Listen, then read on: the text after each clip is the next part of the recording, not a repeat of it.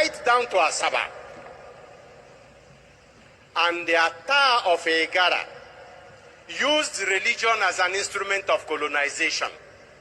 It was religious colonialism. He introduced his priests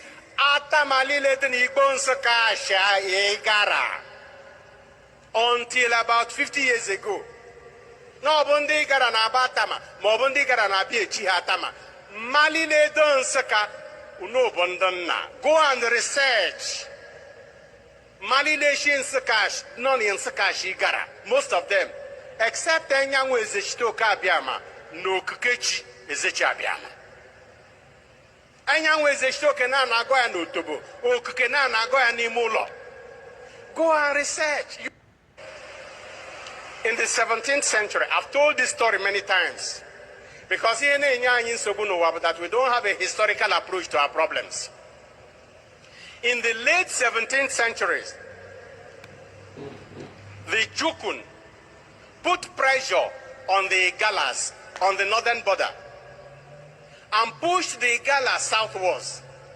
And the Ata of Igala, the ruler of Igala, was a very powerful man, and he moved southwards. And when the Ata of Igala moved southwards, he conquered most of northern Igboland, from Mbaneki Igbonsa Canal right down to Asaba. And ladies and gentlemen, the subject of discussion today is deeply, specifically related to the Hebrews. That's the Igbo people, but it's also related to Africa in general. And it starts with the statement, the categorical statement, that colonialism, just like imperialism, was alive in Africa well before the Europeans came in. The gentleman you have been listening to was Bishop Geoffrey Ona, the Catholic Bishop of the zone of Igboland called Nsukka. He was telling a story every Igbo should be familiar with. How the Igala people, who lived to the north of the Igbo people, conquered some parts of Igboland and colonized that part with religion. Everything he said is true and verifiable. I will now get into my own explanation of what the bishop said. I'll repeat, colonialism was alive in Africa well before the Europeans came in. The Igala conquered and colonized some Igbo republics, those in the Nsukka area. Instructively, the Igala used religion against the Igbos of those republics. They introduced their own Igala religion, and syncretism began to manifest in the Israelite religion of the Nsukka. Today, some confused and traumatized Igbos say in confusion that they and their erstwhile colonizers were one people. We hear some of those nauseous statements.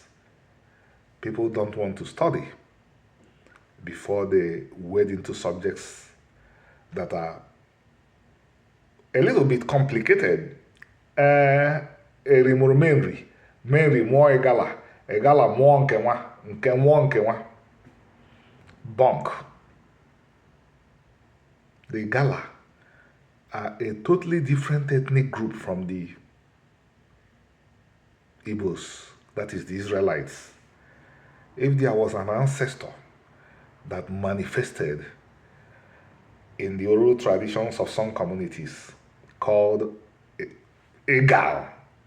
Igala was a name you find in the ancient Levant. Some Israelites had it. It didn't refer. It doesn't refer, or it did not refer to the Igala people that lived to the north of the Igbos. As we go further, you will see why it couldn't have referred to the Igala people. But unfortunately,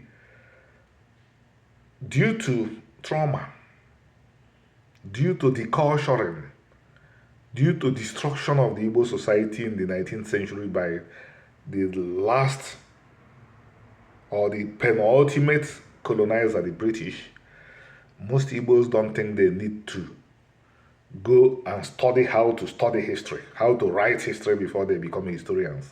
All they need to do is to buy a phone, open a Facebook account. Some will call themselves Dibia and begin to talk about Igbo history. They don't know that you have to look at culture in order to also understand history. So, by 1900, the king of the Igala, this is where culture comes in, was married to his own sister. European explorers that visited Igala land and Igboland observed this.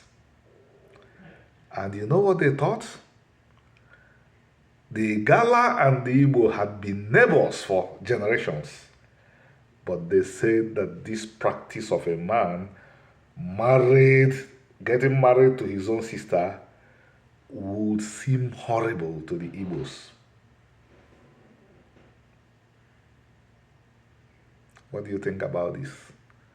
So to the Igbos that say that they are related to the Igala, what does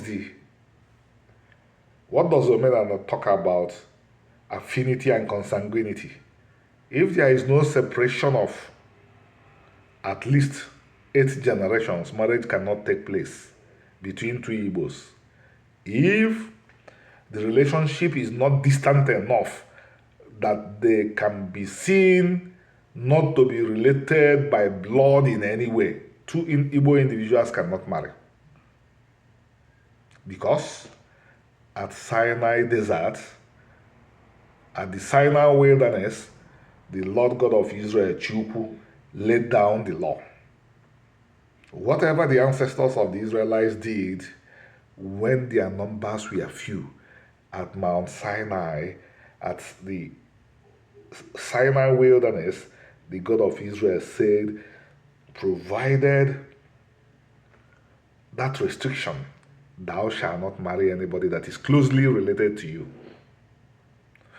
And according to one of the European explorers, he said that the Igbo maintain this tradition even more than what is found in the Levitical code. Of course, the Igbos put fences around the law. But this is the Igala. And by the way, in Nigeria, I don't know that other ethnic group that maintains this particular tradition of you must not find any evidence of close relationship by blood between two individuals if they are to marry. Think in Pharaonic Egypt, some pharaohs were married to their siblings. Note, Afrocentrism, like if it's Eurocentrism, is bunk as far as history and its understanding are concerned. Afrocentrism may have served as a counter to Eurocentrism, but these two methods are actually obstructions to history. What they do is they pander to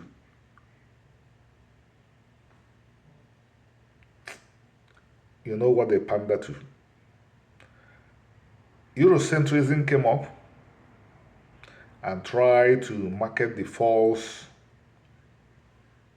position that people of European ancestry were superior.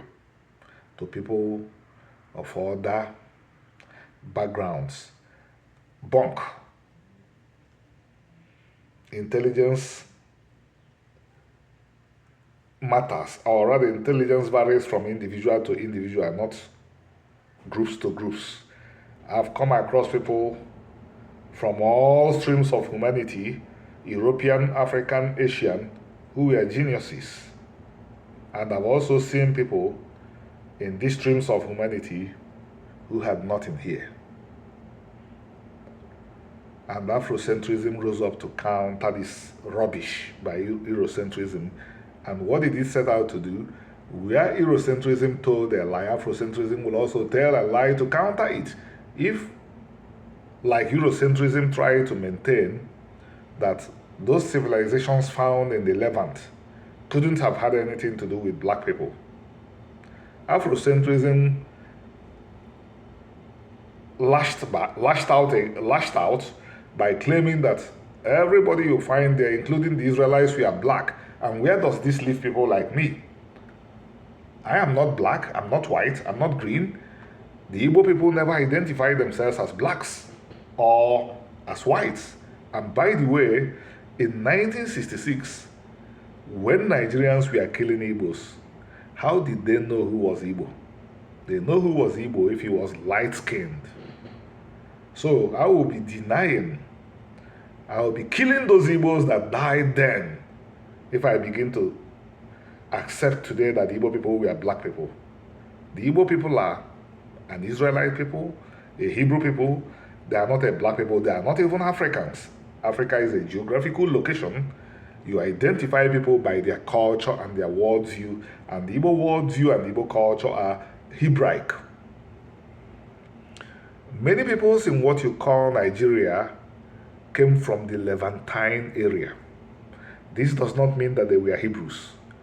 This is still one area that scholars need to tread carefully in. Not everybody that lived in the Levant was an Israelite.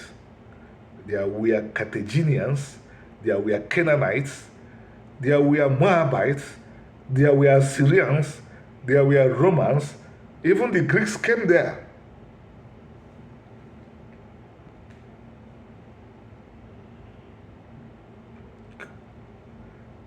The Igala were among the ancient native Egyptians. That's where the Igalas belong to. That is also where the Yoruba belong to. Look at their monarchy, rituals of their religion, masquerade culture. I will tell you a story now. When the Igbos want to slaughter an animal, the throat must be slit. I repeat, if the Igbo people want to slaughter an animal, the throat must be slit. The blood drained out on the floor, on the ground, and the blood covered. Traditionally, the Igalas could spare the goat, plunge a spear into the heart, and the animal would die.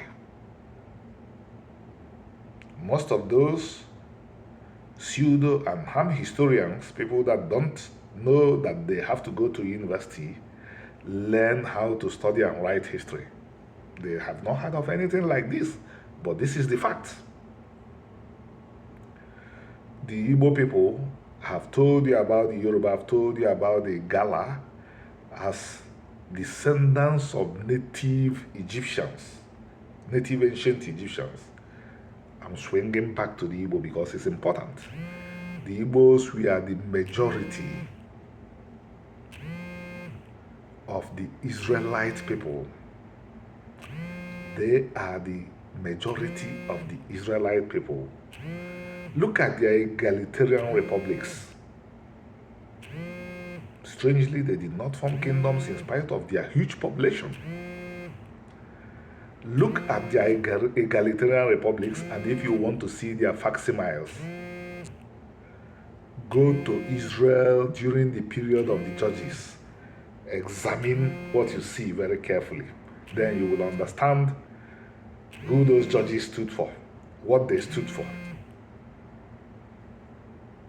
And for your information, not every Nigerian group was in the Levant. There were some who did not leave the land we know as Africa. They moved around within the continent. But did they move? Everybody moved. Human ancestors did not start in the Levant, but the Levant was the first place that ancestors of humanity developed into distinct peoples with distinct cultures. Thank you. Shalom. Have a beautiful day.